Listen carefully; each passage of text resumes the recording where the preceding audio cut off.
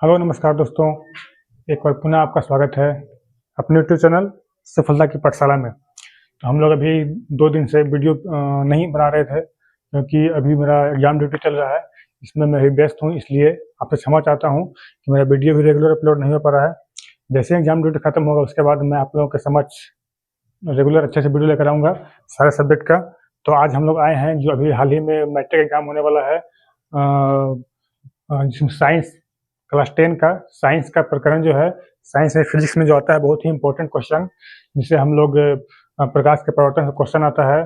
Question कहता है कि उत्तल दर्पण या अवतल दर्पण में 6 नंबर क्वेश्चन आता है कि उत्तल दर्पण या अवतल दर्पण में उसके फोकस दूरी तथा वक्रता त्रिज्या के संबंध स्थापित करें या एफ बराबर आर बाई 2 साबित करें। तो इसे हम लोग अभी देखेंगे। तो चलिए, आप चैनल पर नए हैं तो सब्सक्राइब कर लीजिए, अपने दोस्तों के साथ शेयर कर दीजिए।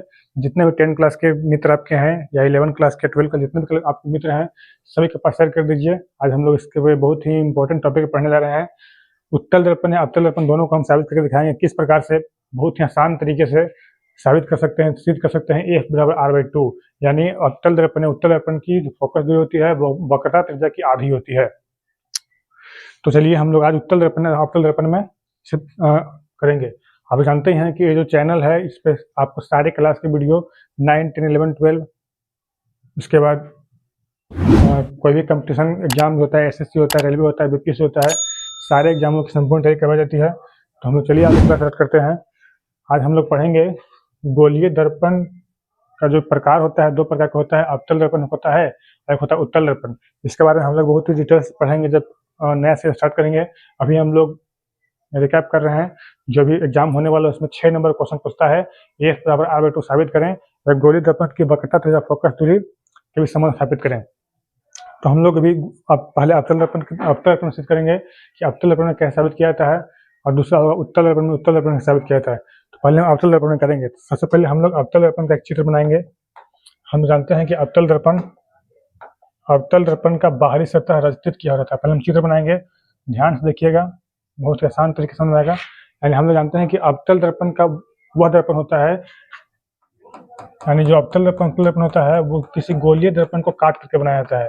तो हम जानते हैं कि अवतल दर्पण कहते हैं जिसका बाहरी सतह रचित किया रहता है। रचित में क्या होता है, रचित में रंगा हुआ रहता है, कलाई किया हुआ रहता है, उसी को बोलते हैं हम लोग अवतल दर्पण। तो अवतल दर्पण का फिगर है, इसमें हम लोग जानेंगे कहाँ पे फोकस दूरी होता है, कहाँ पे वक्रता केंद्र होता है, कौन सा वक्रता त्रिज्या होता है, कौन ध्रुव होता है, सारे के बारे में जानेंगे हम लोग। तभी ये है अवतल दर्पण। अवतल दर्पण का प्रश्न क्या होता है कि अवतल दर्पण उस दर्पण कहते हैं, अवतल दर्पण गोलीय दर्पण का वह भाग होता है जिसका जो बाहरी सतह होता है क्या क्या होता है, कलई खेत मतलब रंगा हुआ रहता है। तो ये क्या है, एक अवतल दर्पण। मान लेते हैं कि अवतल दर्पण का नाम है एम डैश। क्या है भाई, अवतल दर्पण का नाम है एम डैश। इसका ये मुख्य अक्ष है, ये मुख्य अक्ष है। यहाँ पे पी ध्रुव होता है, उसके बाद यहाँ पे फोकस दूरी एफ होता है और वक्रता केंद्र सी होता है। ये अवतल दर्पण का है। यानी अवतल दर्पण का फोकस जो ये मुख्य अक्ष है, उसके बाद ये ध्रुव है, इसको पोल कहते हैं, ये फोकस दूरी है, और उसके बाद इसको बोलते हैं हम लोग वक्रता केंद्र। तो हम लोग सब क्या करते हैं, इसको सिद्ध करने के लिए सबसे पहले हम लोग इनफाइनाइट से एक प्रकाश की किरण लाते हैं।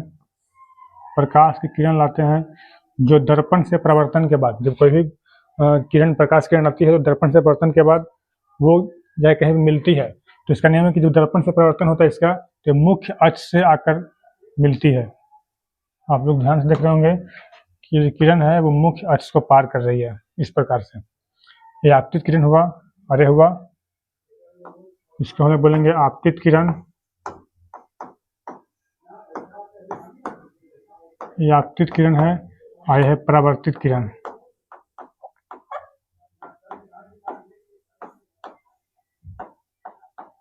आपतित किरण, यह है परावर्तित किरण। देख सकते हैं यहाँ से जो कोई मान लेते हैं कि ए बी कोई प्रकाश की आपतित किरण है जो दर्पण से परावर्तन के बाद मुख्य फोकस से होकर गुजरती है। और यहाँ पे देखते हैं कि जो वक्रता केंद्र है, वक्रता केंद्र से यहाँ पे एक अभिलंब खींचा जाता है, एक अभिलंब खींचा जाता है। तो हम लोग जानते हैं कि, ध्यान देखिएगा, हम लोग जानते हैं कि जो आपतित किरण है वो अभिलंब के साथ जो कोण बनाते हैं उसे हम लोग कोण आई कहते हैं, आई से सूचित करते हैं, उन्हें आपतन कोण कहते हैं। इसे हम लोग कोण आई से सूचित करते हैं, इसको आई लिख देंगे। और उसके बाद जानते हैं कि जो अभिलंब है, जो प्रवर्तित किरण के साथ में कोण बनाते हैं हम लोग बोलते हैं प्रवर्तन कोण, इसे हम लोग कोण आर से सूचित करते हैं, इस प्रकार से। यानी ये हो गया फिगर, ये हो गया संपूर्ण फिगर कि जब प्रकाश की आपतित किरण आती है तो दर्पण से परावर्तन के बाद मुख्य फोकस से गुजरती है, और उसमें जानते हैं कि जहाँ पे आपतित किरण टकराती है दर्पण से, वहाँ पे एक अभिलंब होता है, और उसके बाद जो आपतित किरण अभिलंब के साथ कोण बनाते हैं हम लोग आपतन कोण बोलते हैं। हम लोग पिछले क्लास में पढ़ चुके हैं, लेकिन अभी इसका वीडियो अपलोड नहीं हुआ है, तो हम लोग नए से स्टार्ट करेंगे जब क्लास 10 का, तो हम डिटेल्स आएंगे, हम लोग सिर्फ रिकैप कर रहे हैं। तो यहाँ पे हम लोग जान रहे हैं कि ये आपतन कोण हुआ और यह परावर्तन कोण। इसके सहायता से हम सिद्ध करेंगे कि जो अवतल दर्पण में फोकस दूरी उसकी जो वक्रता त्रिज्या की आधी होती है, इससे हम सिद्ध करते हैं। हम लोग पहले इसको लिख लेंगे, इसका भाषा क्या होता है, तो लिखेंगे कि माना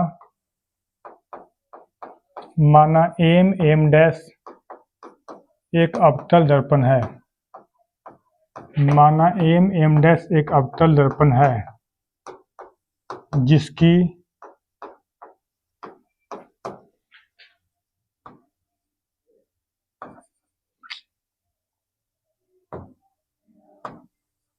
जिसका ध्रुव P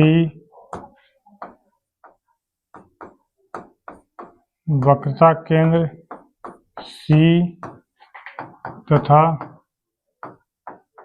मुख्य फोकस F है। आगे लिखेंगे कि दर्पण के मुख्य अक्ष के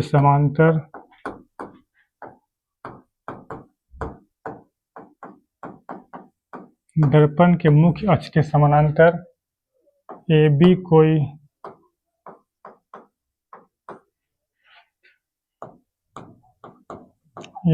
कोई आपतित प्रकाश की किरण है, AB कोई आपतित प्रकाश की किरण है जो दर्पण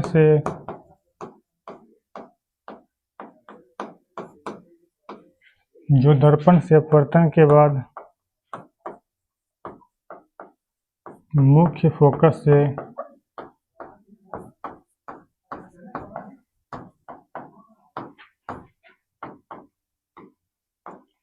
फोकस से गुजरती है। तो सिद्ध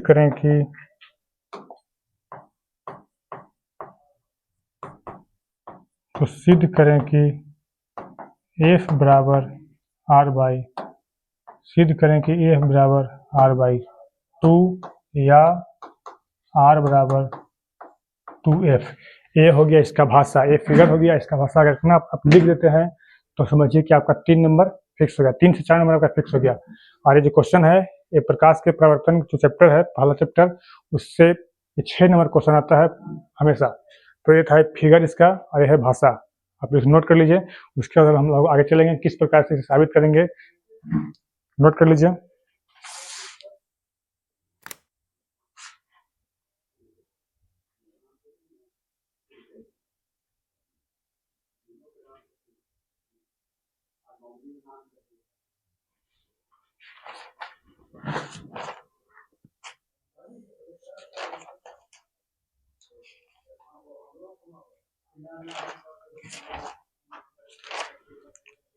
उम्मीद करते हैं आपने नोट कर लिया होगा।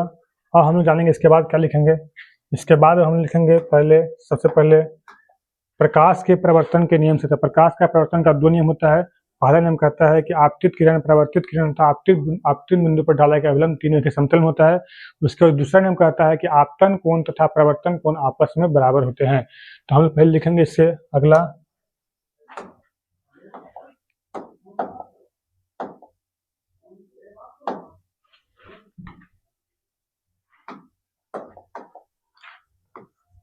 प्रकाश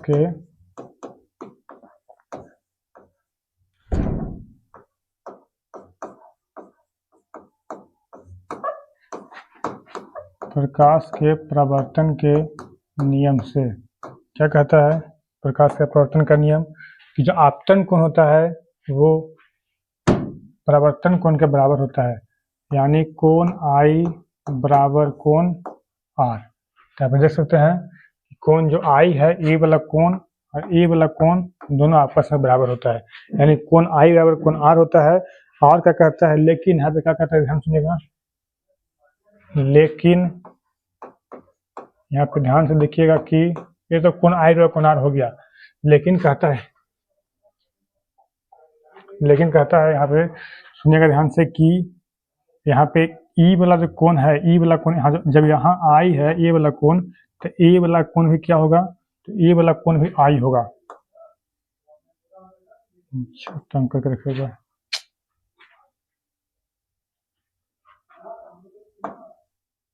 ए वाला कोण भी आई होगा, क्यों कि जब ए आई है तो ए आई, क्योंकि एकांतर कोण से दोनों कोण आपस में बराबर होते हैं। बोल सकते हैं कोण ए बी सी, यानी कोण ए बी सी,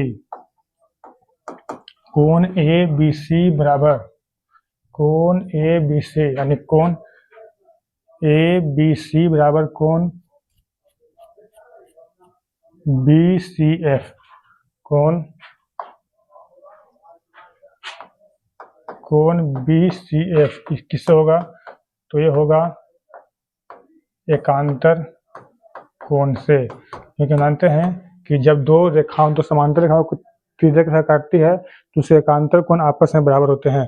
उसके बाद हम यहाँ देख रहे हैं कि सामने देखिएगा, फिगर में ध्यान से देखिएगा कि ई वाला कोण, जब ए वाला कोण, ध्यान देखिएगा, ए वाला कोण इसके बराबर है, कोण आई बराबर कोण आर के हो गया, और ए वाला कोण इसके बराबर हो गया। इसका मतलब कि ई वाला कोण और ई वाला कोण आपस में बराबर हो गया। तो हम इसे मान लेंगे कि समीकरण 1 हो गया और ये हो गया समीकरण 2। तो समीकरण 1 और 2 से देख रहे हैं,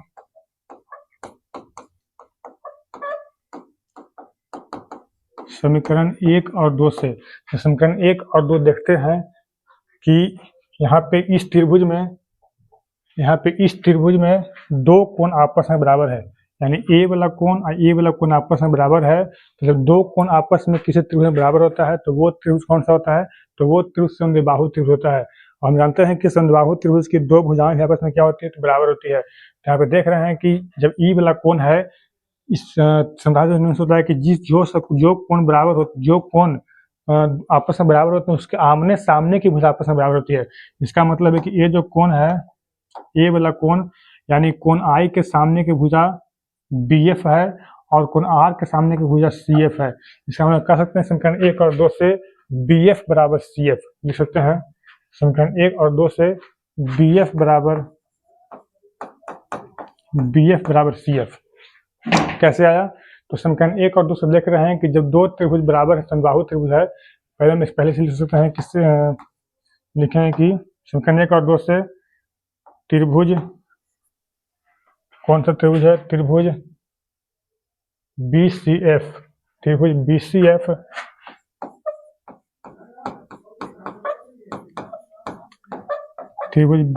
एफ एक समद्विबाहु त्रिभुज है, इसलिए बी एफ बराबर क्या हो जाएगा, इसलिए बी एफ बराबर हो जाएगा सी एफ। और हम लोग आगे चलेंगे, जब बी एफ सी एफ के बराबर हो गया, यहाँ हम ध्यान से देख रहे हैं कि जब बी एफ, इसको नोट कर लीजिए पहले, उसके बाद लिखते हैं।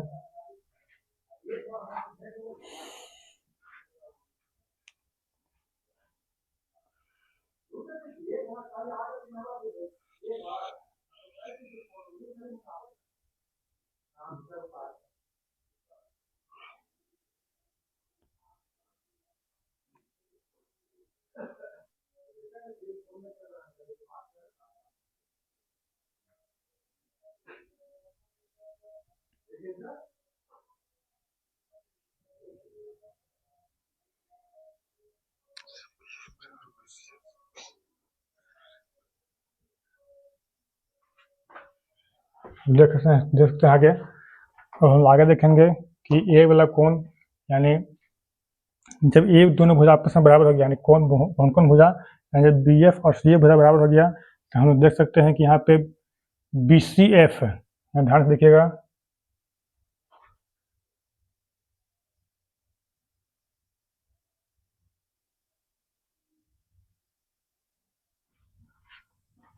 यानी कोण BCF, इसलिए कोण BCF बराबर कोण CBF, यानी कोण BCF यानी कोण ए वाला कोण BCF ई वाला बराबर कोण CBF ए वाला बराबर होगा।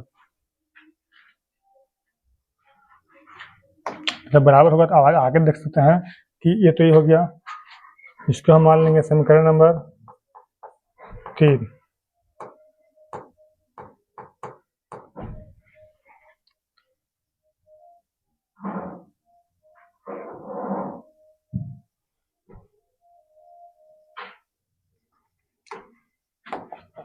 आप क्या देख रहे हैं कि जब ए बी बिंदु है, जब बी बिंदु पी के बहुत ही नजदीक आता है, बी बिंदु जो है मान ले कि यहाँ आ जाए या यहाँ आ जाए, यहाँ आ जाए, यहाँ आ जाए, यानी कोई ऐसा कंडीशन आता है कि जो बी बिंदु है वो पी के बहुत नजदीक आता है, यानी कह सकते हैं यदि जो बी बिंदु है पी के बहुत नजदीक आ जाए तो जो इसका मान यानी एफ पी का मान एफ बी एफ के बराबर हो जाएगा। लिख सकते हैं कि चूंकि जैसे यदि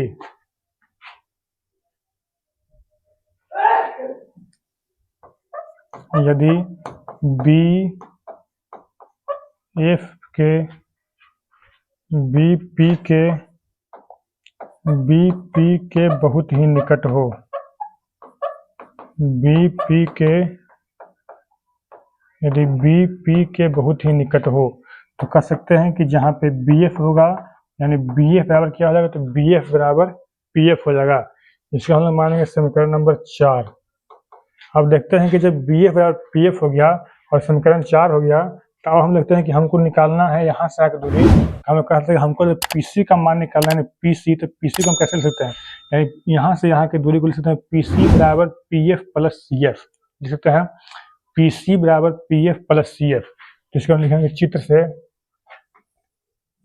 आगे लिखेंगे चित्र से पी सी बराबर P F plus C F.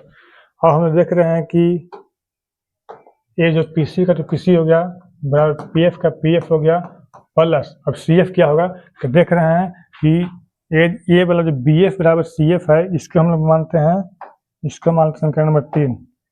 ये होगा समीकरण 3, यानी समीकरण 3 और 4 से हम लोग स्पष्ट रूप से देख रहे हैं कि बी एफ बराबर सी एफ और बी एफ बराबर पी एफ। इसका मतलब कह सकते हैं कि जो सी एफ है वो पी एफ के बराबर हो जाएगा, क्योंकि दोनों का एल एच एस आपस में बराबर है तो आगे से क्या हो जाएगा, बराबर हो जाएगा। यानी जब बी एफ बराबर सी एफ है, बी एफ बराबर पी एफ है, तो सी एफ बराबर पी एफ है, इसका मतलब यहाँ सी एफ यहाँ पर पी एफ, पी सी बराबर P F plus P F, P C बराबर P F plus P F यानी 2pf, ये 2pf हो गया।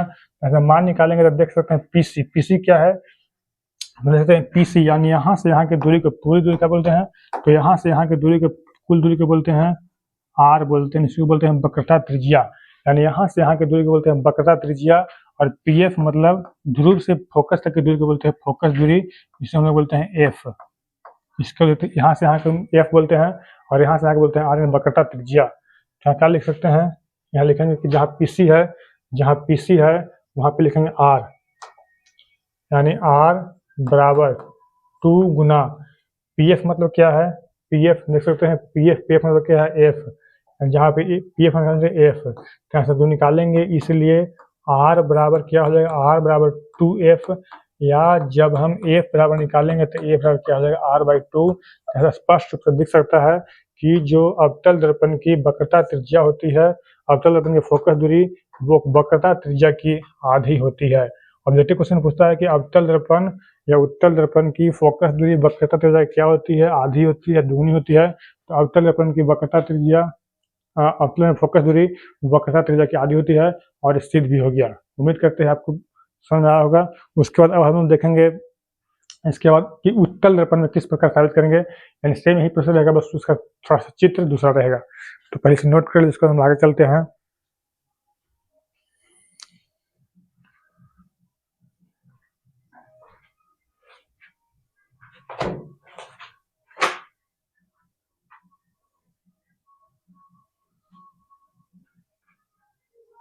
उम्मीद करते हैं आपको नोट कर लिया होगा। हम आगे चलेंगे उत्तल दर्पण में। सबसे पहले हम उत्तल दर्पण का बनाएंगे। उत्तल दर्पण यानी उत्तल दर्पण में एफ बराबर r/2 साबित करें। तो सबसे पहले इसका फिगर बनाएंगे कि उत्तल दर्पण का फिगर कैसे बनेगा। तो हम जानते हैं कि वैसा दर्पण जिसका अंदर वाला भाग कलाई की ओर बोलते हैं उत्तल दर्पण, यानी इस प्रकार से।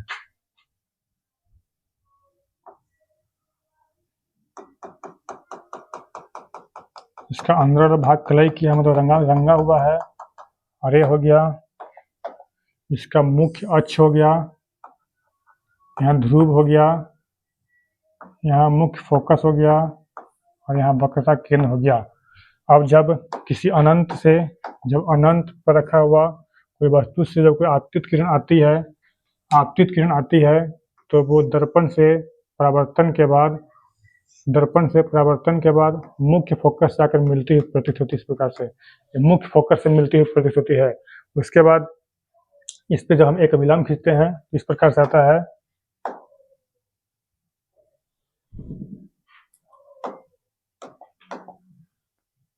देख सकते हैं इस प्रकार से जो अभिलंब आएगा, ये सीधा अभिलंब वक्रता त्रिज्या से मिलता हुआ प्रतीत होगा। इस प्रकार से इसका हम नाम देते हैं एन। ये दर्पण है एम डैश, एक किरण हो गया ए बी, इसको हम नाम देते हैं डी। हम जानते हैं कि जो आपतित प्रकाश की किरण है वो अभिलंब से जो कोण बनाते हैं उसे हम लोग बोलते हैं आपतन कोण यानी कोण आई, और जो परावर्तित किरण अभिलंब कोण उसे बोलते हैं आर यानी परावर्तन कोण। इसे पर नोट कर लीजिए। उसके बाद हम लोग इसका भाषा के बारे में जानेंगे, भाषा कैसे लिखा जाएगा।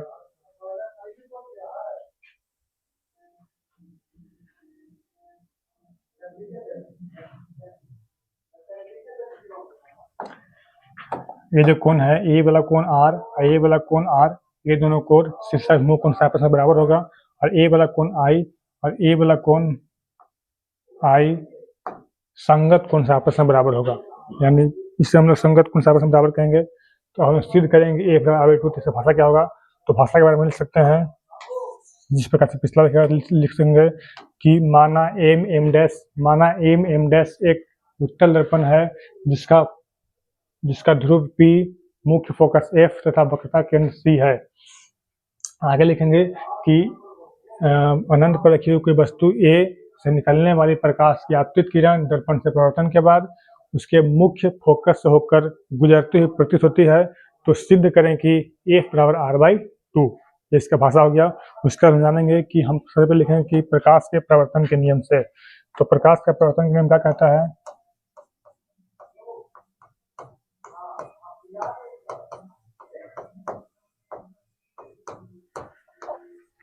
प्रवर्तन नियम क्या कहता है कि आपतन कोण तथा परावर्तन कोण आपस में बराबर होता है। लिखते हैं कोण आई बराबर कोण आर।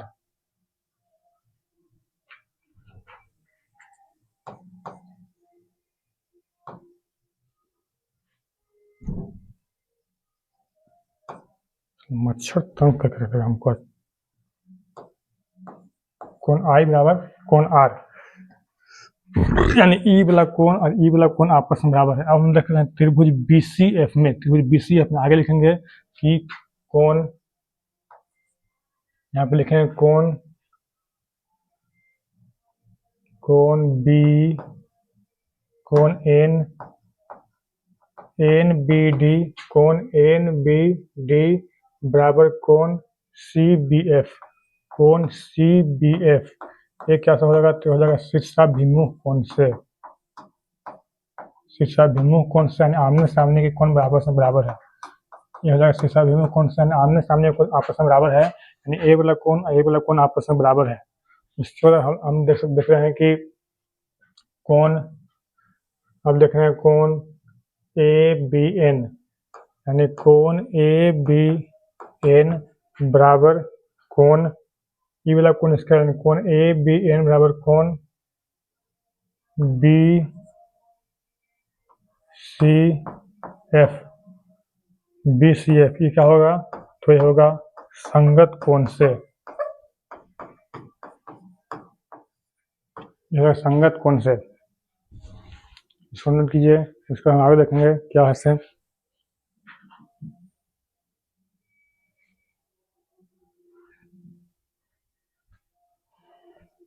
आप देख रहे हैं कि त्रिभुज, चूंकि त्रिभुज BCF, चूंकि त्रिभुज BCF एक समद्विबाहु त्रिभुज है, क्योंकि BCF एक समद्विबाहु त्रिभुज है।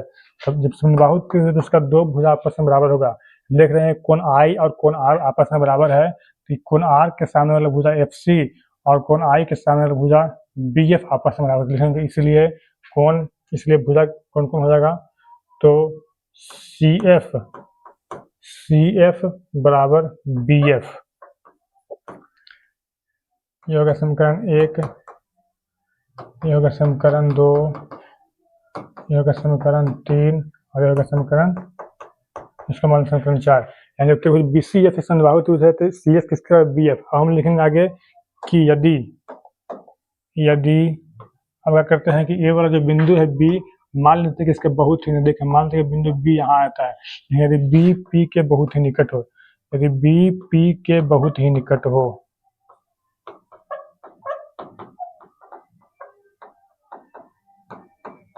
यदि B P के बहुत ही निकट हो तो उसे क्या लिख सकते हैं,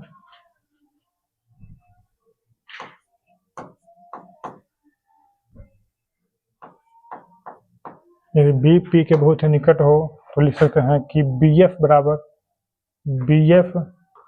बराबर PF। इसका मान समीकरण नंबर 5।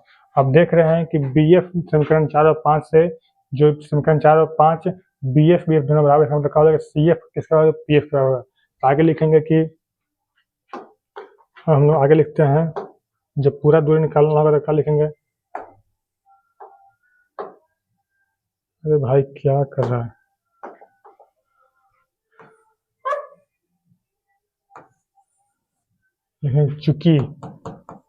चूंकि PC बराबर PF प्लस FC। हम देख रहे हैं कि जो PC है यहाँ से यहाँ की दूरी है, ये दूरी बराबर PC बराबर PF प्लस FC। तो क्या होगा कि PC बराबर PF तो PF रह जाएगा। अब देख रहे हैं कि जो FC है, FC देख रहे हैं कि BF जब आपस में दोनों बराबर है समीकरण 4 और 5 से, जब BF आपस में बराबर है तो CF भी किसके, PF के। जहाँ पे CF यानी FC हम कल PF लिखेंगे, PF क्यों, चूंकि BF बराबर FC और बराबर में PF। क्या लिखेंगे, PC बराबर PF plus PF and 2PF। और मानते हैं कि PC क्या बोलते हैं, यहाँ से यहाँ दूरी बोलते हैं, पूरा को बोलते हैं वक्रता त्रिज्या, यानी इसको बोलेंगे R बराबर 2 गुना PF। इसको यहाँ से यहाँ दूरी बोलते हैं फोकस दूरी यानी F। इसलिए क्या होगा, R बराबर 2F, या यहाँ से F का मान निकालेंगे तो F का मान होगा R/2। तो ये हो गया अवतल दर्पण और उत्तल दर्पण में जो उसका वक्रता त्रिज्या का फोकस दूरी के बीच संबंध स्थापित करने का जो नियम होता है, ये हो गया। और आपके बोर्ड एग्जाम में 6 नंबर क्वेश्चन आता है। तो उम्मीद करते हैं आप लोगों को वीडियो अच्छा लगा होगा और आप अपने दोस्तों से शेयर भी कर लीजिए। हम लोग यहाँ पे कुछ मोटिवेशनल लाइन देख लेते हैं। क्या कहता है कि मुझसे न पूछना कि मेरी मंजिल कहाँ है, मुझसे न पूछना कि मेरी मंजिल कहाँ है, अभी तो मैंने बस इरादा किया है। मुझसे न पूछना कि मेरी मंजिल कहाँ है, अभी तो मैंने बस इरादा किया है। इतना यकीन है कि हारूंगा नहीं, इतना यकीन है कि हारूंगा नहीं, क्योंकि मैंने किसी और से नहीं, खुद से वादा किया है, खुद से वादा किया है। तो आज के क्लास में समाप्त करते हैं। अगले क्लास में पढ़ेंगे जो प्रकाश का परावर्तन का दूसरा एक बहुत इंपॉर्टेंट क्वेश्चन है, दर्पण सूत्र। उसके बारे में हम डिटेल जानेंगे किस प्रकार से, वो भी 6 बोर्ड एग्जाम में 6 नंबर क्वेश्चन आता है। तो चलिए।